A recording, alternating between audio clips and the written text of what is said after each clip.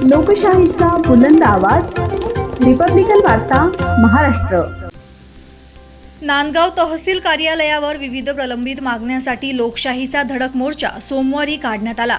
शेखरदादा पगार यांच्या नेतृत्वाखालील या मोर्चामुळे तहसील कार्यालयात काही काळ तणावपूर्ण वातावरण निर्माण झाले होते। मोर्चा दरम्यान दुपारी 1 वाजेपर्यंत अधिकारी अनुपस्थित असल्यामुळे संतप्त झालेल्या शेखरदादा पगार यांनी तहसील कार्यालयाच्या छतावरून उडी मारण्याची धमकी दिली।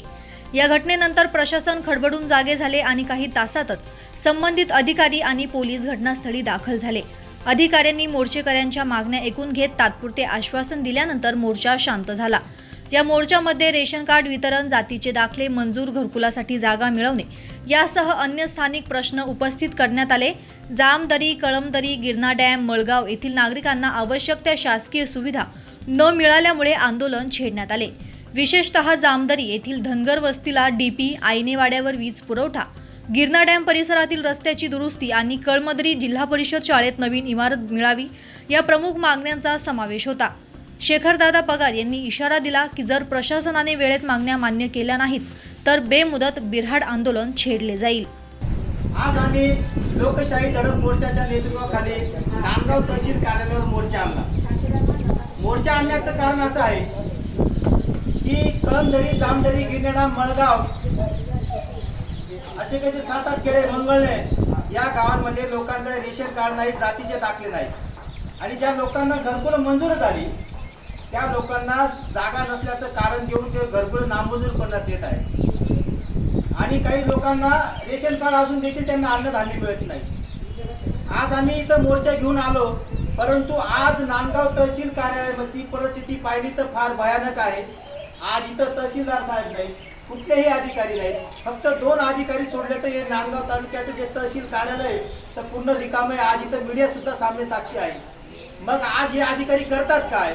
इथं आदिवासी, कष्टकरी, दलित, बहुजन, गोरगरीब लोक आपल्या समस्या घेऊन या कार्यालयात येतात आणि इथं जर अधिकारीच उपस्थित नसतील तर लोकांनी कोणाकडे जायचा हा मोठा प्रश्न निर्माण झालेला आहे। माझी तहसीलदार साहेब आणि गट विकास अधिकाऱ्यांना नम्र विनंती आहे, 1 तासात जर तुम्ही निवेदन घेण्यासाठी हजर झाले नाही तर आम्ही सगळे लोक या तहसील कार्यालयावर चढून आत्मदहन केल्याशिवाय राहणार नाही।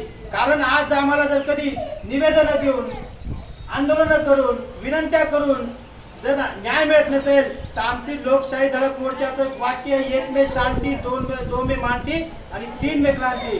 म्हणून माझी नम्र विनंती आहे अधिकाऱ्यांना, आता या क्षणाला तुम्ही जर अधिकाऱ्यांना नाही बोलवलं तर आम्ही सगळ्याच्या सगळे वरती चढून साहेब सगळी जबाबदारी तुमची असेल। असं चालणार नाही। आज संविधानाच्या मार्गाने लोक इथं आलेले आहेत, लोक मार्गाने आले, या लोकांनी कोणाकडे जायचं? आज लोकांना राहण्या घराने पावसाळा इथं लागलेला आहे, यांनी कुठं राहायचं? एक तुम्ही एक अगर अधिकारी येत नसतील, आश्वासन देत नसतील तर सगळे लहान मुलं बाळासहित आपण इथंच बसू आणि सगळी गोष्ट तुम्हाला करावं लागेल काय? आम्ही थांबणार नाही। तुम्ही अधिक सक्षम अधिकारी आल्याशिवाय आम्ही इथून हात मागू। तुम्ही पोलीस प्रशासनाला सांगा, एसपी सांगा, कलेक्टर सांगा, कोणाला सांगा, 1 तासामध्ये आम्हाला इथं अधिकारी पाहिजे।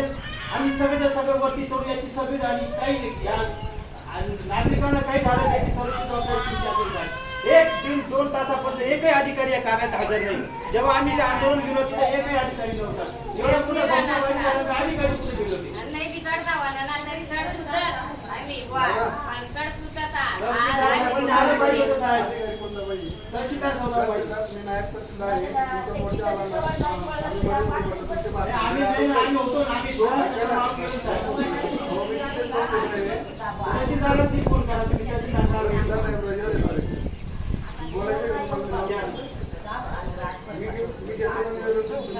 रिपब्लिकन वार्ता महाराष्ट्र न्यूज साठी नांदगाव प्रतिनिधी मुक्ताराम बागुल, नाशिक।